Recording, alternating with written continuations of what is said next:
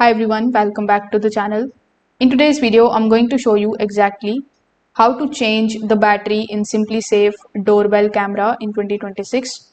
So first of all, you need to check your doorbell setup.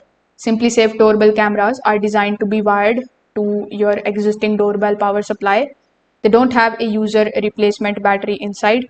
So before touching anything, you just have to go to your breaker panel and then you just have to turn off the power to the doorbell.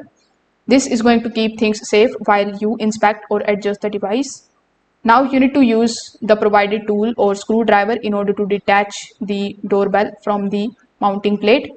So carefully pull it away to expose the wiring behind it. After that, you just have to simply inspect the wires and the connections. Just make sure that they are secure and not loose. If your doorbell isn't working, the issue is usually with the power supply, wiring or transfer and not the battery. Now you just have to reattach the doorbell and turn the power back on. Check if the power up and works normally. So that's how you will be able to basically handle the battery related questions on the SimpliSafe doorbell camera. So if this video helped you out, make sure that you like this video and subscribe to the channel. Thanks for watching.